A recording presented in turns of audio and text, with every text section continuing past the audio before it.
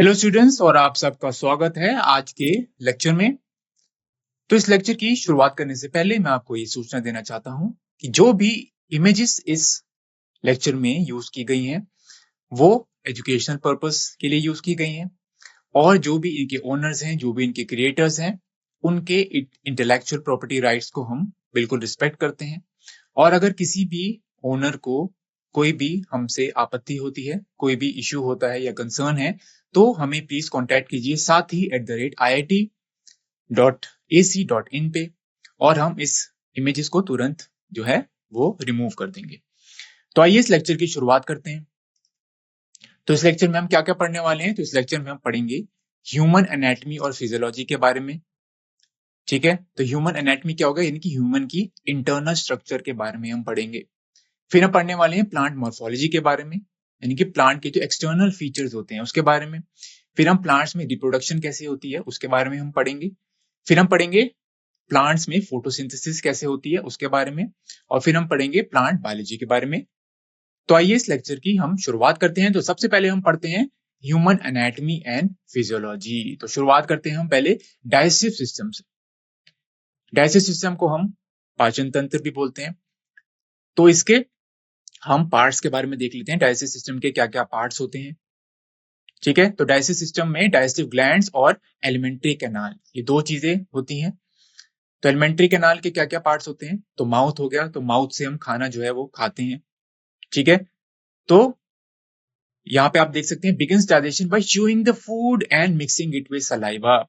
तो हमारे माउथ में क्या होता है, जिसको हम आप मुंह भी बोलते हैं, हम भोजन को जो है वो इंजेस्ट करते हैं, फिर हम चबाते हैं। ठीक है, और फिर जो है फूड जो है वो सलाइवा के साथ मिक्स होता है। ठीक है, जो बक्कल कैविटी है उसमें सलाइवरी ग्लैंड्स मौजूद होते हैं जो कि सलाइवा सिक्रीट करते हैं। फिर बक्कल कैविटी में टीथ मौजूद होते हैं जो कि फूड को च्यू करते हैं, ग्राइंड करते हैं। ठीक है, फिर टंग मौजूद होती है जो कि फूड को जो है वो रोल करती है। ठीक है, वो सलाइवा के साथ मिक्स करती है फूड को, जिससे कि बोलस बनता है। फिर नेक्स्ट है ईसोफेगस। तो ईसोफेगस में कोई भी डाइजेशन नहीं होती है, माउथ में डाइजेशन होती है। तो digestion begins in the mouth. तो माउथ में कार्बोहाइड्रेट की डाइजेशन होती है, क्योंकि माउथ में एक एंजाइम मौजूद होता है, ठीक है, सलाइवरी अमाइलेज, जो कि सलाइवा में मौजूद होता है। और सलाइवरी अमाइलेज जो है वो कार्बोहाइड्रेट डाइजेशन में इन्वॉल्व होता है। तो माउथ के बाद होता है ईसोफेगस। तो आप देख सकते हैं ये है ईसोफेगस। ईसोफेगस में फूड जो है वो सिर्फ ट्रेवल करता है, उसमें कोई भी डाइजेशन नहीं होती। ठीक है, फिर ईसोफेगस में क्या होता है, पेरिस्टाल्टिक मूवमेंट होती है। इसकी वजह से जो है खाना जो है वो आगे की तरफ जाता है। तो ईसोफेगस का फंक्शन है सिर्फ ये ट्रांसपोर्टेशन में मदद करता है, इसमें कोई भी डाइजेशन नहीं होती। अब ईसोफेगस जो है वो कनेक्टेड होता है स्टमक से। अब जो खाना है वो स्टमक में चला गया। अब स्टमक में क्या होता है, गैस्ट्रिक जूस सिक्रीट होता है। अब गैस्ट्रिक जूस के क्या क्या कंपोनेंट्स होते हैं? तो इसमें एंजाइम्स भी मौजूद होते हैं, इसके अलावा इसमें हाइड्रोक्लोरिक एसिड मौजूद होता है। तो हाइड्रोक्लोरिक एसिड जो होता है, ठीक है, इसकी इंपॉर्टेंस क्या होती है?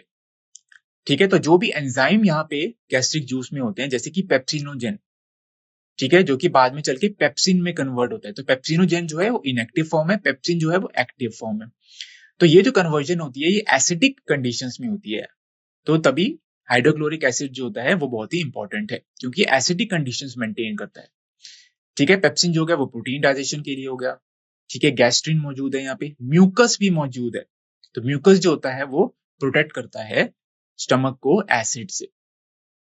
ठीक है, क्लियर। फिर हो गया आपका यहाँ पे stomach chews the food to mix it with these digestive fluids. Clear. फिर हो गया आपका स्टमक जो है, स्टमक से जो कि पार्शली डाइजेस्टेड फूड है, इसको हम चाइम बोलते हैं या काइम बोलते हैं, ये जाता है स्मॉल इंटेस्टाइन में। स्मॉल इंटेस्टाइन में डाइजेशन जो है इट कंटिन्यूज, और इसके अलावा डाइजेशन के अलावा यहाँ पे न्यूट्रिएंट की अब्जॉर्प्शन भी होती है। स्मॉल इंटेस्टाइन के तीन पार्ट्स हैं, ड्यूडेनम, ज्यूजिनम और इलियम। ठीक है, क्लियर। अब स्मॉल इंटेस्टाइन में अब्जॉर्प्शन कैसी होती है? तो यहाँ पे विलाय मौजूद होते हैं, जिसकी वजह से न्यूट्रिएंट की अब्जॉर्प्शन होती है। अब स्मॉल इंटेस्टाइन में क्या होता है, जो बाइल होता है जो कि लिवर से सिक्रीट होता है, वो स्मॉल इंटेस्टाइन में आता है। बाइल के अलावा जो पैनक्रिएटिक जूस होता है वो भी स्मॉल इंटेस्टाइन में आता है। तो एक कॉमन डक्ट होता है, ठीक है, हिपेटो पैनक्रिएटिक डक्ट, जिससे कि लिवर की सिक्रीशंस और पैनक्रियाज की सिक्रीशन दोनों इंटेस्टाइन में आती हैं, जिसकी वजह से फूड की डाइजेशन होती है। ठीक है, स्मॉल इंटेस्टाइन। ठीक है, अब हम बात करते हैं कुछ ग्लैंड्स के बारे में। ठीक है, स्मॉल इंटेस्टाइन के बाद ऑब्वियसली आता है लार्ज इंटेस्टाइन। ठीक है, उसके बारे में भी हम बात करेंगे। पहले हम बात कर लेते हैं कुछ ग्लैंड्स के बारे में। ठीक है, क्योंकि हम स्मॉल इंटेस्टाइन के बारे में बात कर रहे हैं तो उससे एसोसिएटेड ग्लैंड्स के बारे में भी बात कर लेते हैं। या ठीक है, क्लियर। तो पहला है पैनक्रियास। तो पैनक्रियास जो है it produces the digestive enzymes and bicarbonate. Bicarbonate बहुत ही इंपॉर्टेंट होता है, क्योंकि स्मॉल इंटेस्टाइन में जो भी पार्शली डाइजेस्टेड फूड आ रहा है वो बहुत ही एसिडिक होता है, और जो पैनक्रियास या तो पैनक्रिएटिक जूस में जो एंजाइम्स होते हैं वो एल्कलाइन पीएच पे काम करते हैं। तो इसकी वजह से बाइकार्बोनेट यहाँ पे रिलीज होता है, जिसकी वजह से जो एसिडिक इन्वायरमेंट होता है वो न्यूट्रलाइज हो जाता है, और जो पैनक्रियास या पैनक्रिएटिक जूस में जो एंजाइम्स होते हैं वो एक्टिव हो पाते हैं, क्योंकि वो एल्कलाइन कंडीशंस में एक्टिव होते हैं। तो बाइकार्बोनेट की वजह से जो है एसिडिक जो कंडीशंस है वो न्यूट्रलाइज हो जाती हैं, वो एल्कलाइन बन जाती है, जिसकी वजह से एंजाइम्स एक्टिव हो जाते हैं। तो पैनक्रियास में कौन कौन से एंजाइम है, जैसे कि ट्रिप्सिन मौजूद है। ठीक है, क्लियर। अब पैनक्रियास का एक और रोल क्या है, ये इंसुलिन प्रोड्यूस करता है और ग्लूकेगॉन भी प्रोड्यूस करता है। तो इंसुलिन क्या करता है, ये ब्लड की जो ग्लूकोज लेवल है उसको कम करता है, और ग्लूकेगॉन जो है वो ब्लड की ग्लूकोज लेवल को बढ़ाता है। तो इंसुलिन क्या करता है, जो ब्लड में जो ग्लूकोज होता है उसको इंटरनलाइज कर देता है सेल के अंदर, जिसकी वजह से ब्लड में ग्लूकोज लेवल कन्वर्ट हो जाता है, और ग्लूकोज जो है वो आगे चल के ग्लाइकोजन में कन्वर्ट हो जाता है। ठीक है, ग्लूकेगॉन क्या करता है, वापस ग्लाइकोजन को ग्लूकोज में कन्वर्ट कर देता है, जिसकी वजह से ब्लड शुगर लेवल बढ़ जाता है। नेक्स्ट है फिर लिवर। अब लिवर जो है वो बाइल सिक्रीट करता है।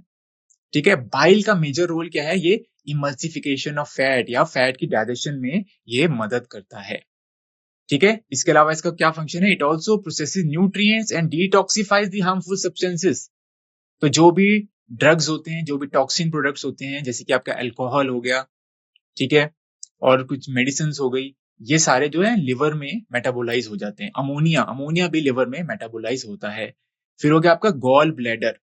ठीक है, गॉल ब्लैडर जो है वो बाइल को स्टोर करता है, ये होता है गॉल ब्लैडर का फंक्शन। और फिर ये स्टोर्ड बाइल होता है उसको ये रिलीज कर देता है स्मॉल इंटेस्टाइन में, जिसकी वजह से डाइजेशन होती है, स्पेसिफिकली फैट डाइजेशन होती है।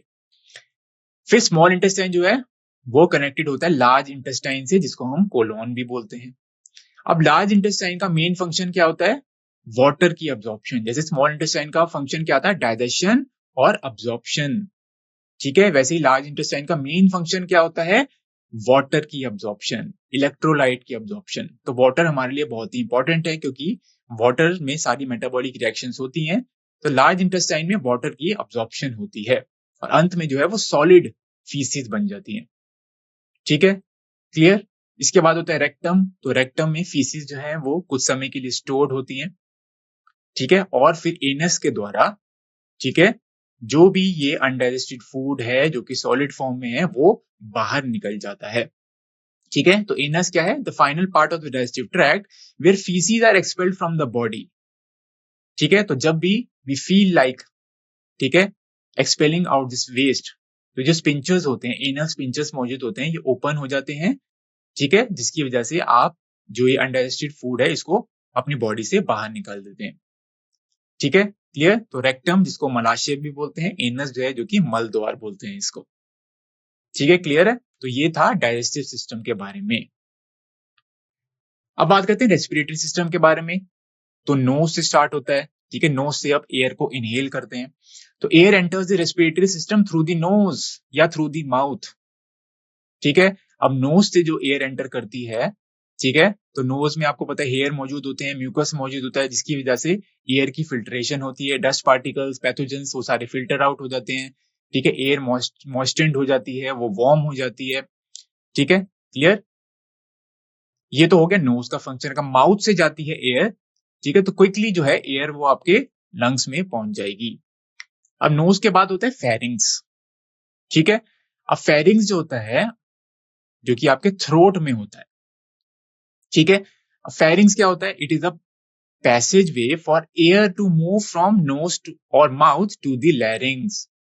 ठीक है, तो आपका नोज या माउथ हो गया, उससे आपने एयर इनहेल करी। ठीक है, फिर वो फेरिंग्स से क्रॉस करती है। तो फेरिंग जो होती है ये कॉमन पाथवे होता है एयर के लिए भी और फूड के पैसेज के लिए भी। तो आप देख सकते हैं यहाँ पे इट इज अ पैसेज वे, एक पैसेज है for air also and for the food also. ये कॉमन पाथवे होता है। फेरिंग के बाद जो एयर जाती है वो जाती है लैरिंग्स में। लैरिंग्स जिसको हम बोलते हैं वॉइस बॉक्स, एयर आपका लैरिंग्स, ठीक है, ये आपका, उसके बाद ट्रेकिया होता है, ठीक है, फिर ये हो गए आपके ब्रोनकाई, ठीक है, ब्रोनकाई आगे डिवाइड होते हैं ब्रोनकियोल्स में, ठीक है, ये प्लूरल मेम्ब्रेन है जो कि लंग को कवर करती है। तो लंग्स को जो मेम्ब्रेन कवर करती है उसको बोलते हैं प्लूरल मेम्ब्रेन, ठीक है। ये आपका एल्वियोलाई है जहाँ पे एक्सचेंज ऑफ गैसेज होती है। ये आपका लंग है, यहाँ पे डायफ्राम मौजूद है। जब डायफ्राम कॉन्ट्रैक्ट और रिलैक्स करता है तो आप एयर को इनहेल करते हैं और एयर को एक्सहेल करते हैं, ठीक है। इन सब के बारे में हम पढ़ेंगे। लैरिंग्स हो गया जिसको आप वॉइस बॉक्स भी कहते हैं। तो it contains the vocal cords and is responsible for producing the sound, तभी इसको हम वोकल या वॉइस बॉक्स भी कहते हैं। It also acts as a gateway to the trachea, इसके बाद ये कनेक्टेड होता है ट्रेकिया से, and it prevents the food from entering the airway also. अब ट्रेकिया को हम विंड पाइप भी बोलते हैं, ठीक है। अब ट्रेकिया जो है वो कोलैप्स ना करे इसलिए ट्रेकिया में कुछ कार्टिलेजिनस रिंग मौजूद होती हैं। तो ट्रेकिया क्या होता है? It is a tube that carries air from larynx to the bronchi, ठीक है, क्लियर। तो ये विंड पाइप बोलते हैं इसको, ठीक है, ये एयर को कैरी कर रही है larynx, from larynx to bronchi. अब ट्रेकिया जो होता है it is lined by mucus and cilia to trap and expel out the particles, dust particles आप बोल लीजिए। फिर हो गया आपका ब्रोनकाई, ठीक है। तो trachea divides into two primary bronchi, फिर ब्रोनकाई आगे डिवाइड करते हैं ब्रोनकियोल्स में, और ब्रोनकियोल के एंड्स में मौजूद होते हैं एल्वियोलाई जहां पे एक्सचेंज ऑफ गैसेस होती है, ठीक है। तो ट्रेकिया है, ठीक है, वो डिवाइड करता है दो प्राइमरी ब्रोनकाई में, ठीक है। ब्रोनकाई आगे जाके डिवाइड करते हैं स्मॉलर ब्रोनकियोल्स में विद इन दी लंग्स, ठीक है। ब्रोनकियोल्स हमने देखा, smaller branches of the bronchi, these are known as bronchioles, ठीक है। और इनके एंड में मौजूद होते हैं एल्वियोलाई। तो alveoli they are the tiny air sacs which are present in the lungs, और यहाँ पे गैस का एक्सचेंज होता है। तो क्या होता है, ऑक्सीजन जो होती है जो कि आपके ब्लड में होती है वो टिश्यूज में चली जाती है, और जो टिश्यूज में जो कार्बन डाइऑक्साइड होती है जो कि रेस्पिरेशन से प्रोड्यूस हुई है वो चली जाती है ब्लड में और वो बॉडी से एक्सहेल आउट हो जाती है, ठीक है। अब रेस्पिरेटरी सिस्टम में क्या क्या मौजूद होते हैं, लंग्स, ठीक है, जिसके बारे में हमने पढ़ लिया, ठीक है। दीज हाउसेज दी ब्रोनकाई, तो लंग्स के अंदर ब्रोनकाई मौजूद होते हैं, ब्रोनकियोल्स मौजूद होते हैं, एल्वियोलाई मौजूद होते हैं। तो ट्रेकिया हमने देखा था वो डिवाइड करता है ब्रोनकाई में जो कि लंग्स के अंदर मौजूद होते हैं, ठीक है। तो lungs they expand and contract to facilitate breathing and exchange of gases. तो लंग्स जो है वो कॉन्ट्रैक्ट करते हैं और वो रिलैक्स करते हैं, ठीक है, जिसकी वजह से आप ब्रीथ कर सकते हैं। डायफ्राम, तो एक मसल होती है ये जो कि लंग्स के बिल्कुल नीचे मौजूद होती है, ठीक है। तो आप देख सकते हैं फेफड़ों के नीचे मौजूद होती है, ठीक है, ये एक मसल होती है, ठीक है।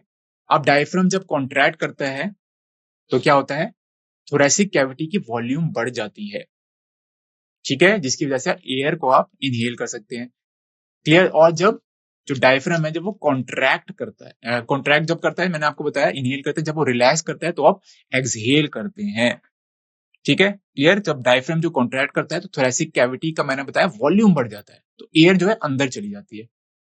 फिर आपका होगा इंटरकोस्टल मसल्स। तो इंटरकोस्टल मसल्स क्या होते हैं, these are the muscles located within the rib, यानी कि जो पसलियां होती हैं उसके बीच में ये स्थित होते हैं इंटरकोस्टल मसल्स, ठीक है। इनका फंक्शन क्या है, assist with expanding and contracting the chest cavity during breathing. अब बात करते हैं सर्कुलेटरी सिस्टम के बारे में। सर्कुलेटरी सिस्टम में क्या आया, हार्ट, ठीक है, ये हार्ट का स्ट्रक्चर आप देख सकते हैं। हार्ट में दो ऑरिकल्स और दो वेंट्रिकल्स मौजूद है अगर हम ह्यूमंस के बारे में बात करें, ठीक है। ये पल्मोनरी आर्टरी है, ठीक है, जो कि डीऑक्सीनेटेड ब्लड कैरी करती है, ठीक है। वैसे पल्मोनरी वेन जो है वो ऑक्सीनेटेड ब्लड कैरी करती है, vena cava deoxygenated blood carry करती है। वेना कावा दो होती है, सुपीरियर और इंफीरियर वेना कावा। फिर हार्ट में आपके ये ऐसे नोड मौजूद होता है, ठीक है, एट्रियोवेंट्रिकुलर नोड मौजूद होता है, ये आपका राइट एट्रियम है, ठीक है, बंडल ऑफ हिस मौजूद है यहाँ पे, ये है आपका लेफ्ट वेंट्रिकल, राइट वेंट्रिकल्स, ठीक है, क्लियर, ये सब आपको याद रखना है। एओर्टा जो कि प्योर ब्लड कैरी करती है, ठीक है। हार्ट क्या करता है, it is the pumping organ, ये पंप करता है heart through out the body. Heart के दो चेम्बर्स होते हैं, दो एट्रिया यानी कि दो ऑरिकल्स मौजूद होते हैं जो कि अपर चेम्बर्स होते हैं, और दो वेंट्रिकल्स मौजूद होते हैं, इसको हम लोअर चेम्बर्स बोलते हैं, ठीक है। अब दो प्रकार की सर्कुलेशन होती है, पल्मोनरी सर्कुलेशन और सिस्टमिक सर्कुलेशन, ठीक है, इसके बारे में भी हम पढ़ेंगे।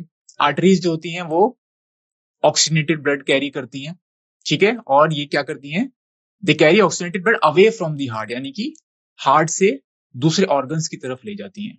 लार्जेस्ट आर्टरी होती है एओर्टा, और आर्टरीज आगे ब्रांच करती हैं आर्टीरियोल्स में। वेन्स जो होती हैं डीऑक्सीजनेटेड ब्लड कैरी करती हैं, ठीक है। मेजर वेन्स कौन सी आपकी, सुपीरियर और इंफीरियर वेना कावा, और वेन्स में वॉल्स मौजूद होते हैं to prevent the backflow. Arteries के बारे में बात करें, आर्टरीज की काफी थिक और इलास्टिक वॉल्स होती हैं, क्योंकि इसमें ब्लड जो है वो काफी हाई प्रेशर से फ्लो करता है। फिर कैपिलरीज हो गई, कैपिलरीज होती हैं वो काफी थिन होती हैं, और इसमें गैसेस का एक्सचेंज होता है कैपिलरीज में, आपको याद रखना है, न्यूट्रिएंट्स का एक्सचेंज होता है, वेस्ट प्रोडक्ट का एक्सचेंज होता है कैपिलरीज में, and they connect arterioles and venules. Blood आपको पता है, ब्लड के दो कंपोनेंट्स होते हैं, प्लाज्मा होता है, और प्लाज्मा के अलावा इसमें सेलुलर कंपोनेंट्स होते हैं जो कि होते हैं red blood cell, white blood cell और प्लेटलेट्स। रेड ब्लड सेल के बारे में बात करें, इनको एरिथ्रोसाइट्स भी बोलते हैं, तो ये ऑक्सीजन को कैरी करते हैं, क्योंकि रेड ब्लड सेल में हीमोग्लोबिन मौजूद होता है जो कि ऑक्सीजन के साथ कंबाइन करता है, ठीक है। तो ये ऑक्सीजन की ट्रांसपोर्ट और कार्बन डाइऑक्साइड की एलिमिनेशन में मदद करते हैं, ठीक है। तो ये ऑक्सीजन और कार्बन डाइऑक्साइड दोनों को कैरी कर सकता है हीमोग्लोबिन। व्हाइट ब्लड सेल्स को ल्यूकोसाइट्स भी बोलते हैं, they are the part of the immune system, ठीक है, ये हमारे बॉडी को डिफेंड करते हैं इन्फेक्शंस और डिजीजेस से। प्लेटलेट ब्लड क्लॉटिंग में इन्वॉल्व होते हैं, ठीक है, इनको थ्रोम्बोसाइट्स भी बोलते हैं। प्लाज्मा दूसरा कंपोनेंट जो होता है ब्लड का, ठीक है, ब्लड के दो कंपोनेंट्स मैंने आपको बताए थे, प्लाज्मा और जो सेलुलर कंपोनेंट्स होते हैं। तो ये होता है आपका लिक्विड कंपोनेंट होता है ब्लड का, जो कि न्यूट्रिएंट्स, हार्मोन्स, वेस्ट प्रोडक्ट इन सब को कैरी करता है। इसके अलावा it also helps to maintain the blood pressure and the volume of the blood, ठीक है। प्लाज्मा ज्यादातर पानी का बना होता है। फिर अब बात करते हैं लिम्फेटिक सिस्टम के बारे में, तो ये भी सर्कुलेटरी सिस्टम का ही पार्ट होता है। इसके क्या फंक्शन हो गए, returns the excess interstitial fluid to the blood stream.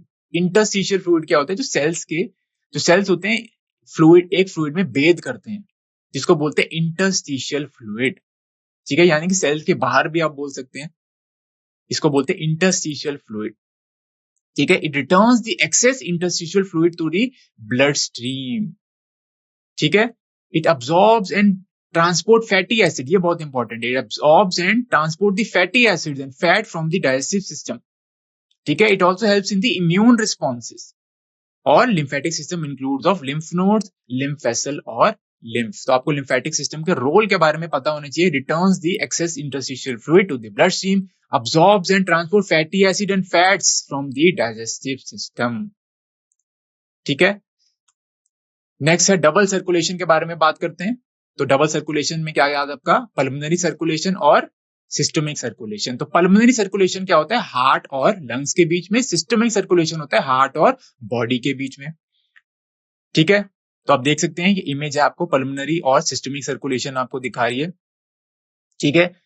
तो पहला पल्मोनरी सर्कुलेशन में क्या हो रहा है, डीऑक्सीनेटेड ब्लड की कलेक्शन कैसे हो रही है यहाँ पे, तो राइट एट्रियम होता है, ठीक है, वो डीऑक्सीनेटेड ब्लड रिसीव करता है फ्रॉम दी बॉडी। बॉडी में रेस्पिरेशन हो रही है, वहां पे कार्बन डाइऑक्साइड प्रोड्यूस हो रही है, ठीक है। तो डीऑक्सीनेटेड ब्लड है, उसमें कार्बन डाइऑक्साइड और वेस्ट प्रोडक्ट्स होंगे। तो right atrium receive the deoxygenated blood from the body through superior and inferior vena cava, ठीक है, क्लियर है। फिर उसके बाद transfer to the right ventricle, right atrium से फिर राइट वेंट्रिकल्स में चला जाता है ये ब्लड, ठीक है। तो right ventricle pumps the deoxygenated blood through the pulmonary valve into the pulmonary arteries में चला जाता है। फिर पल्मोनरी आर्टरीज आप देख सकते हैं डीऑक्सीनेटेड ब्लड कैरी करती है ये, ठीक है, ये पल्मोनरी आर्टरी ये रही, इट कैरीज डीऑक्सीनेटेड ब्लड, ठीक है, यहाँ पे डीऑक्सीनेटेड ब्लड है इस पल्मोनरी आर्टरी में। अब आप देख सकते हैं ये लंग्स की तरफ जा रही है, लंग्स में फिर ऑक्सीजनेशन होगी, ठीक है, क्लियर है। फिर pulmonary vein, this carries the oxygenated blood. फिर ये वापस आप देख सकते हैं ये हार्ट है, ये right atrium, right ventricle, left atrium, left ventricle. ठीक है, क्लियर है? तो ये हो गई आपकी पल्मोनरी, ये आपका पल्मोनरी सर्कुलेशन हो गया जो लंग्स के साथ है। और जो बॉडी के साथ है नीचे जो है वो होगा आपका सिस्टमिक सर्कुलेशन, जो कि हार्ट और रेस्ट ऑफ द बॉडी के बीच में है। ठीक है, तो डोर्सल एओर्टा ये ऑक्सीजनेटेड ब्लड कैरी कर रही है। ठीक है, ये ब्लड गया वेरियस बॉडी पार्ट्स में रेस्पिरेशन हुई, इसने ऑक्सीजन को यूटिलाइज कर लिया और फिर डीऑक्सीजनेटेड ब्लड जा रहा है ये वेना केवा में। ठीक है, फिर ऑक्सीजनेशन इन लंग्स में ऑक्सीजनेशन होती है, तो पल्मोनरी आर्टरी जो है जो कि डीऑक्सीजनेटेड ब्लड कैरी कर रही है, ये लंग्स की तरफ ले जाती है, वहां पे ऑक्सीजनेशन होती है ब्लड की। फिर ये जो ऑक्सीजनेटेड ब्लड है ये वापस पल्मोनरी वेन्स द्वारा हार्ट में चला जाता है। तो pulmonary veins carry oxygenated blood from the lungs to the left atrium. ठीक है, फिर बात करते हैं सिस्टमिक सर्कुलेशन के बारे में, जो कि हार्ट और बॉडी के बीच में हो रहा है। तो यहाँ पे क्या हो रहा है, ऑक्सीजनेटेड ब्लड कलेक्शन यहाँ पे कैसे हो रहा है, left atrium receives the oxygenated blood from the lungs via the pulmonary veins. तो पल्मोनरी वेन्स ऑक्सीजनेटेड ब्लड को कैरी करती है। नेक्स्ट क्या है, ट्रांसफर टू लेफ्ट वेंट्रिकल, तो लेफ्ट एट्रियम से लेफ्ट वेंट्रिकल में चला जाता है। उसके बाद ये चला जाता है एओर्टा में। एओर्टा में प्योर ब्लड होता है, ऑक्सीजनेटेड ब्लड होता है। ठीक है, फिर this oxygenated blood is distributed to the body through aorta. ठीक है, एओर्टा के आगे चल के डिवाइड करते हैं आर्टरीज में, तो आर्टरीज में होता है आपका प्योर ब्लड। ठीक है, so arteries branch into smaller arterioles then and then into capillaries where gas nutrient waste exchange occurs। मैंने आपको बताया था कैपिलरीज में इस गैस न्यूट्रिएंट वेस्ट प्रोडक्ट का एक्सचेंज होता है, फिर दोबारा it returns to the heart through venules and the veins. तो they carry deoxygenated blood, venules and veins. ठीक है, so this deoxygenated blood from the body is returned to the right atrium। right atrium में आ जाता है via the superior and inferior vena cava। superior और inferior vena cava जो है वो deoxygenated blood carry करती है। ठीक है, superior vena cava हो गई आपकी abdomen से ऊपर जो ब्लड लेके आ रही है, और inferior vena cava abdomen से नीचे जो बॉडी पार्ट्स है वहां से deoxygenated ब्लड लेके आती है। अब बात करते हैं एक्सक्रीटरी सिस्टम के बारे में। तो आप देख सकते हैं यहाँ पे 2 किडनीज मौजूद होती हैं। ठीक है, 2 किडनी से 2 यूरेटर ये निकल रहे हैं। ठीक है, यूरेटर्स जो है वो यूरिन जो है वो स्टोर करते हैं यूरिनरी ब्लैडर में, और यूरेथ्रा के थ्रू यूरिन जो है बॉडी से बाहर निकल जाता है। अब आप इंटरनल स्ट्रक्चर देखें किडनी का, तो आउटर रीजन होता है कॉर्टेक्स, इनर रीजन होता है मेड्यूला, ये होता है आपका पेल्विस रीजन जो कि किडनी के अंदर मौजूद होता है। ठीक है, क्लियर? किडनी के ऊपर ग्लैंड मौजूद होता है, एड्रीनल ग्लैंड। ठीक है, रीनल आर्टरी जो है वो किडनी में आप देख सकते हैं, यहाँ पे रीनल वेन है यहाँ पे, तो इनके बारे में हम बात करते हैं। तो एक्सक्रीटरी सिस्टम का फंक्शन क्या होता है, ये वेस्ट प्रोडक्ट्स को की रिमूवल में मदद करता है। It also maintains the fluid and the electrolyte balance in the body. Kidneys का फंक्शन क्या है, इट फिल्टर्स द ब्लड। ठीक है, वेस्ट प्रोडक्ट को रिमूव करता है ये, और ये यूरिन प्रोडक्ट प्रोड्यूस करता है। किडनी के बारे में अगर हम बात करें तो किडनी जो होती है वो 10 से 12 सेंटीमीटर की उसकी लंबाई होती है, विड्थ होती है उसकी 5 से 7 सेंटीमीटर की, थिकनेस होती है 2 से 3 सेंटीमीटर की, और इसका वेट होता है 120 से लेके 170 ग्राम। किडनी से 2 यूरेटर्स निकलते हैं, तो ये यूरिन को की ट्रांसपोर्ट में मदद करते हैं। ठीक है, तो यूरिन जो है वो ये ट्रांसफर कर देते हैं यूरिनरी ब्लैडर में। यूरिनरी ब्लैडर जो होता है वो हमारा काफी फ्लेक्सिबल होता है, इसकी वजह से हम यूरिन को कुछ समय के लिए स्टोर कर सकते हैं। ठीक है, urinary bladder it stores the urine until it is expelled out. तो यूरिनरी ब्लैडर क्या होता है, ये मस्कुलर सैक होता है which can hold urine, it can expand. ठीक है, एंड कॉन्ट्रैक्ट। यूरेथ्रा से जो है वो यूरिन जो है बॉडी से बाहर निकल जाता है। ठीक है, क्लियर? फिर आपका nephron is the structure and the functional unit of the kidney. Kidney में नेफ्रॉन्स मौजूद होते हैं, नेफ्रॉन्स में ब्लड की फिल्ट्रेशन होती है। ठीक है, तो नेफ्रॉन का आप स्ट्रक्चर देख सकते हैं यहाँ पे, ये आपका बोमन्स कैप्सूल जो कि सी शेप्ड है। बोमन्स कैप्सूल के अंदर ग्लोमेरुलस मौजूद होते हैं जो कि होते हैं आपका नेटवर्क ऑफ कैपिलरीज। ये आपका बोमन्स कैप्सूल है, ये आपकी एफरेंट आर्टीरियोल आती है, फिर यहां से निकलती है आपकी इफरेंट आर्टीरियोल। ठीक है, एफरेंट आर्टीरियोल एंटर कर रही है बोमन्स कैप्सूल में। बोमन्स कैप्सूल में आपकी फिर ये ग्लोमेरुलस है जहां पे फिल्ट्रेशन हो रहा है ब्लड का, फिर इफरेंट आर्टीरियोल में फिल्टर्ड ब्लड चला जाता है। अब फिल्ट्रेट जो है वो यहां चला जाता है। ठीक है, प्रॉक्सिमल कॉन्वर्टेड टिब्यूल में।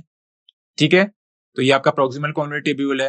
प्रॉक्सिमल कॉन्वर्टेड टिब्यूल ठीक है आपका कनेक्टेड होता है हेनलेज लूप से। ठीक है, तो हेनलेज लूप का एक असेंडिंग लूप होता है, एक डिसेंडिंग लूप होता है।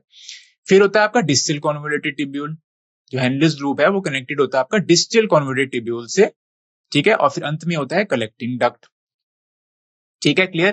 तो आपका फिल्ट्रेट है वो आता है प्रॉक्सिमल कॉन्वोल्यूटेड ट्यूब्यूल में, फिर वो जाता है, ठीक है, हेनलेस लूप में, फिर जाता है वो प्रॉक्सिमल कॉन्वोल्यूटेड ट्यूब्यूल में।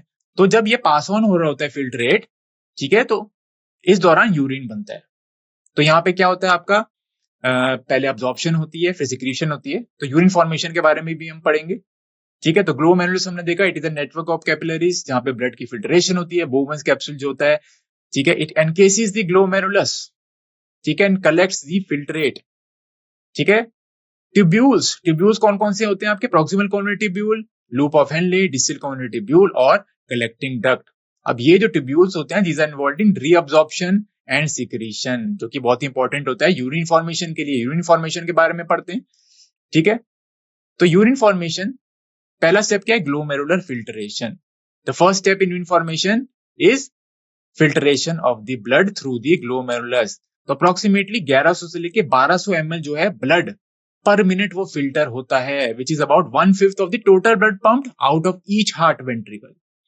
अब फिल्ट्रेशन की लेयर्स होती हैं, एंडोथीलियम, बेसमेंट मेम्ब्रेन और एपिथीलियम और बोवेंस कैप्सूल, ठीक है। तो एंडोथीलियम जो होती है वो इनर मोस्ट लाइनिंग होती है of the glomerular blood vessels. फिर बेसमेंट मेम्ब्रेन होती है वो एंडोथीलियम और एपिथीलियम के बीच में होती है, ठीक है, क्लियर। फिर होती है आपकी एपिथीलियम और बोवेंस कैप्सूल, यानी कि आउटर मोस्ट लेयर जो होती है जिसमें पोडोसाइट्स मौजूद होते हैं। अब जो पोडोसाइट्स होते हैं, ठीक है, वो फिल्ट्रेशन में इन्वॉल्व होते हैं। तो ये सिलेक्टिवली जो है वो फिल्टर करते हैं, यानी कि प्रोटीन्स जो हैं, जो बड़े मॉलिक्यूल्स हैं वो फिल्टर नहीं होते, ठीक है, पर जो वेस्ट है, ठीक है, वो जो है जैसे ग्लूकोज है, ये सब, यूरिया है, ये सब जो है फिल्ट्रेट में आ जाता है। और जो प्रोटीन्स हैं, जो सेल्स हैं, जो बड़ी बड़ी जो मॉलिक्यूल्स हैं, वो जो है वो फिल्टर नहीं हो पाते, ठीक है। फिल्ट्रेशन सिट्स हैं, तो these are the minute spaces between the podocytes that allowing blood to filter through, ठीक है, excluding proteins but including the plasma constituent. तो प्रोटीन्स और जो सेलुलर कंपोनेंट्स है वो फिल्टर आउट नहीं हो पाते, ठीक है। ग्लोमेरुलर फिल्टरेशन रेट ये बहुत ही इंपॉर्टेंट है यूरिन फॉर्मेशन के लिए। तो ये क्या होता है, rate at which blood is filtered by the kidney पर मिनट, इसको बोलते हैं glomerular filtration rate. Approximately 125 ml पर मिनट, यानी कि 180 लीटर पर डे होता है ग्लोमेरुलर फिल्टरेशन रेट। अब हम बात करते हैं regulation of glomerular filtration rate की। तो जक्स्टा ग्लोमेरुलर एपरेटस है वो इन्वॉल्व होता है रेगुलेशन में। ये कहाँ मौजूद होता है, ये मौजूद होता है एफरेंट आर्टीरियल और डिस्टल कॉन्वोल्यूटेड ट्यूब्यूल्स होता है, ठीक है। इनके कॉन्टैक्ट पॉइंट पे ये मौजूद होता है। तो इनके कॉन्टैक्ट पॉइंट पे सेल्स जो होते हैं वो मॉडिफाइड होते हैं, ठीक है, क्लियर। तो there is a cellular modification, ठीक है। ये जो मॉडिफाइड सेल होते हैं इसको जक्स्ट्रा ग्लोमेरुलर सेल्स बोलते हैं, उस रीजन को जक्स्ट्रा ग्लोमेरुलर एपरेटस बोलते हैं। तो ये जो है ये ग्लोमेरुलर फिल्ट्रेशन रेट को रेगुलेट करता है बाय रिलीजिंग रेनिन। तो रेनिन कौन सिक्रीट कर रहा है, juxtaglomerular cells which are present in the contact point of distal convoluted tubule and afferent arteriole. तो रेनिन जब सिक्रीट होता है, रेनिन कब सिक्रीट होता है, जब लो ग्लोमेरुलर फिल्ट्रेशन रेट होता है। अब रेनिन जब सिक्रीट होता है तो एंजियोटेंसिन और जेन को ये एंजियोटेंसिन 1 में कन्वर्ट करता है। एंजियोटेंसिन 1 कन्वर्ट होता है एंजियोटेंसिन 2 में। अब एंजियोटेंसिन 2 क्या करता है, ये कॉज करता है वैसोकॉन्स्ट्रिक्शन, जिसकी वजह से ब्लड फ्लो बढ़ जाता है। इसके अलावा ये एंटी डाययूरेटिक हार्मोन और आपका एल्डोस्टेरोन भी रिलीज करता है। तो अगर आप शॉर्ट में लिखना चाहें बोल सकते हैं renin stimulates the glomerular blood flow to restore the GFR to normal level. Next step क्या है आपका, रीअब्जॉर्प्शन। तो पहला आपका स्टेप क्या था, आपका फिल्ट्रेशन, ग्लोमेरुलर फिल्ट्रेशन। नेक्स्ट है रीअब्जॉर्प्शन। तो आप देख सकते हैं यहाँ पे, ठीक है, 180 लीटर पर डे जो है फिल्ट्रेट बनता है, ठीक है, पर यूरिन आपका कितना रिलीज हो रहा है, 1.5 लीटर पर डे। तो रीअब्जॉर्प्शन रेट आप देख सकते हैं 99% ऑफ द फिल्ट्रेट रीअब्जॉर्ब। तो रीअब्जॉर्प्शन बहुत ही इंपॉर्टेंट है, ठीक है, क्योंकि जो भी मटेरियल है, जो भी ग्लूकोज है, जो कि यूरिया है और जो भी न्यूट्रिएंट्स आयंस है हमारी बॉडी को चाहिए, इसलिए रीअब्जॉर्प्शन होता है यहाँ पे, ठीक है। कैसे रीअब्जॉर्प्शन होता है, एक्टिव ट्रांसपोर्ट से और पैसिव ट्रांसपोर्ट से। थर्ड स्टेप है सिक्रीशन। तो यूरिन फॉर्मेशन का तीसरा स्टेप होता है सिक्रीशन। तो इसमें क्या होता है, ठीक है, जो भी आपके आयंस होते हैं या कुछ भी जो एक्सेस मटेरियल्स होता है वो सिक्रीट हो जाता है ट्यूब्यूल्स में, ठीक है, तो actively transport substances from blood into the renal tubules. ठीक है, एक्टिव प्रोसेस होता है, एनर्जी यूज करता है। ठीक है, potassium ion, hydrogen ion, drugs, ये सारे सिक्रीट होते हैं। ठीक है, और अंत में बनता है आपका यूरिन। ठीक है, क्लियर। टॉक्सिन्स रिलीज होते हैं आपके, एक्सेस आयंस रिलीज होते हैं, सिक्रीट होते हैं। क्लियर। अब इन तीनों स्टेप के बाद यूरिन बनता है। अब बात करते हैं रिप्रोडक्टिव सिस्टम के बारे में। तो पहले बात करते हैं मेल रिप्रोडक्टिव सिस्टम के बारे में। मेल रिप्रोडक्टिव सिस्टम जो होता है वो बना होता है, या उसके कंपोनेंट्स क्या क्या होते हैं? प्राइमरी सेक्स ऑर्गन जो होता है टेस्टिस, फिर होता है एसेसरी डक्ट्स, एसेसरी ग्लैंड्स, और फिर होता है एक्सटर्नल जेनिटेलिया। तो आप देख सकते हैं इमेज है मेल रिप्रोडक्टिव सिस्टम की। ठीक है, तो टेस्टिस के बारे में बात करते हैं। ये दो टेस्टिस हैं, तो दो टेस्टिस मौजूद होती हैं। ठीक है, which are situated in the abdominal cavity. Testis scrotum में मौजूद होती हैं। स्क्रोटम जो होता है इसका टेम्परेचर जो होता है 2 से 2.5 डिग्री सेल्सियस कम होता है as compare to the body temperature. एक टेम्परेचर कम क्यों होता है? इस टेम्परेचर पे स्पर्मेटोजेनेसिस होता है, यानी कि स्पर्म की फॉर्मेशन होता है। तो ये लोअर टेम्परेचर बहुत ही इंपॉर्टेंट होता है। ठीक है, टेस्टिस जो होती हैं वो ओवल शेप्ड होती हैं। ठीक है, आप देख सकते हैं अबाउट 4 to 5 सेंटीमीटर इसकी लेंथ होती है, विड्थ होती है 2 to 3 सेंटीमीटर। ठीक है, टेस्टिस के अंदर कंपार्टमेंट मौजूद होते हैं जिसको हम टेस्टिकुलर लोब्यूल्स बोलते हैं। ठीक है, अब टेस्टिस में सेमिनिफरस ट्यूब्यूल्स भी होते हैं जहां पे स्पर्मेटोजेनेसिस होता है, यानी कि स्पर्म फॉर्मेशन होती है।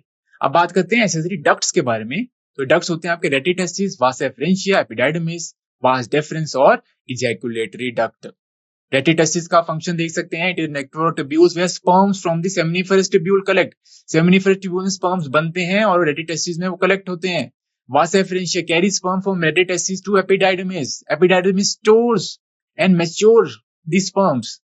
ठीक है, vas deferens stores sperms to the ejaculated duct and ejaculated duct carry sperms and seminal fluids to the urethra.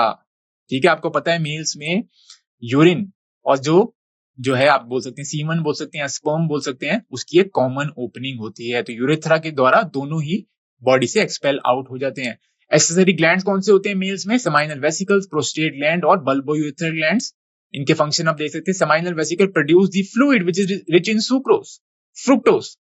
ठीक है, which nourishes the sperms and forms the major part of the semen. Prostate gland excretes the fluids that helps activate the sperms and make up the part of the semen. Bulbourethral gland, ठीक है, it produces the lubricating fluid that neutralizes the acidity in the urethra and it also provides lubrication. External genitalia फिर होता है male reproductive system में, जो कि हो गया पेनिस और यूरेथ्रा। तो पेनिस जो होता है, ठीक है, it delivers sperms to the female reproductive tract. तो इसका फंक्शन होता है। ठीक है, so erection of the penis is very important. ठीक है, it is a copulatory organ. Urethra, it transport the urine from the urinary bladder and semen also from the reproductive tract to the outside. अब बात करते हैं female reproductive organ के बारे में। तो ओवरीज मौजूद होती हैं which produce egg, okay, and secrete hormone such as estrogen and progesterone. ठीक है, वैसे टेस्टिस जो है वो टेस्टोस्टेरोन सिक्रीट करता है। फेलोपियन ट्यूब्स के 3 पार्ट्स होते हैं, फिम्ब्री, एम्प्यूला और इस्थमस। एम्प्यूला में फर्टिलाइजेशन होती है, तो it is the site of fertilisation. Fimbriae जो होता है वो एग को, ठीक है, कैप्चर करने में मदद करता है। यूट्रस जो होता है, यूट्रस की 3 लाइनिंग होती है, एंडोमेट्रियम, मायोमेट्रियम और पेरीमेट्रियम। ठीक है, एंडोमेट्रियम के बारे में आपको पता होना चाहिए। ठीक है, एंडोमेट्रियम की जब शेडिंग होती है तब मेंस्ट्रुएशन होता है, यानी कि ब्लीडिंग होती है ड्यूरिंग द मेंस्ट्रुअल साइकिल। ठीक है, एंडोमेट्रियम पे ही जो है वो आपका ब्लास्टोसिस्ट जो है वो इम्प्लांटेशन भी एंडोमेट्रियम में होती है। फिर वेजाइना हो गया, it is a passage for the menstrual flow. Okay, sexual intercourse में भी वेजाइना इंपॉर्टेंट होता है और चाइल्ड बर्थ भी वेजाइना द्वारा ही होता है। ठीक है, it is muscular and elastic line with the mucous membrane. Genetic external genitalia कौन से होते हैं फीमेल में? Labia majora, it is outer and larger fold of the skin. फिर होता है आपका लेबिया माइनोरा। ठीक है, they are the inner smaller fold of skin located within the labia majora. ठीक है, क्लाइटोरिस होता है, it is small sensitive structure located at the anterior of part of the vulva. ठीक है, Mons pubis होता है, rounded area of fatty tissues over the pubic bone. फिर होता है vestibular glands, they produce lubrication located near the vaginal opening. अब हम बात करते हैं प्लांट की मॉर्फोलॉजी के बारे में। ठीक है, तो रूट्स क्या होता है? रूट्स का फंक्शन क्या होता है? न्यूट्रिएंट्स को अब्सॉर्ब करती हैं, न्यूट्रिएंट्स को अब्सॉर्प्शन में मदद करती हैं ये, और प्लांट की एंकरिंग में मदद करती है। रूट्स 2 प्रकार की हैं, टैप रूट्स या रूट्स के पहला प्रकार कौन सा है, टैप रूट्स, ठीक है। तो they constitute the primary roots, ठीक है, जैसे कि मस्टर्ड प्लांट में टैप रूट्स होती है, डाइकॉट्स में यूजुअली टैप रूट्स होती हैं। फिर आपका फाइब्रस रूट सिस्टम, जैसे कि वीट प्लांट में हो गया, मोनोकॉट्स में हो गया आपका ये वीट फाइब्रस रूट सिस्टम। तो फाइब्रस रूट सिस्टम क्या होता है, द प्राइमरी रूट यहाँ पे शॉर्ट लिव्ड होती है and is replaced by large number of roots and these roots originate from the base of the stem. तो फाइब्रस रूट भी एक प्रकार की एडवेंटिशियस रूट्स ही होती हैं। एडवेंटिशियस रूट्स क्या होता है, roots that arise from a part other than the radicle, जैसे कि ग्रास, मॉन्स्टेरा में, बैनियन ट्री में, ठीक है। स्टेम्स के बारे में बात करें, they support the plant, water और न्यूट्रिएंट्स की ट्रांसपोर्ट में भी मदद करते हैं ये, ठीक है। लीव्स के बारे में बात करें तो लीव्स जो में फोटोसिंथेसिस होती है, the site of the photosynthesis, और गैस का एक्सचेंज भी होता है थ्रू स्टोमेटा। लीव्स सिंपल हो सकती है, कंपाउंड हो सकती है आपकी, ठीक है।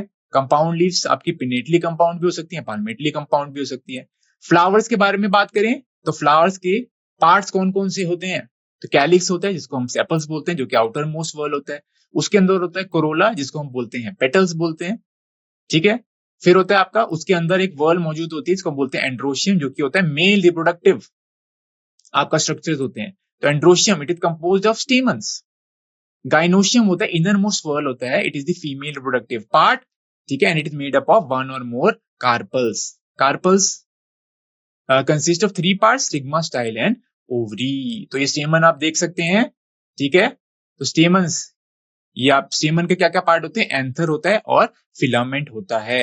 अब एंथर में पोलन ग्रेन्स बनते हैं, ठीक है। फिलामेंट क्या होता है, आपका स्टॉक होता है।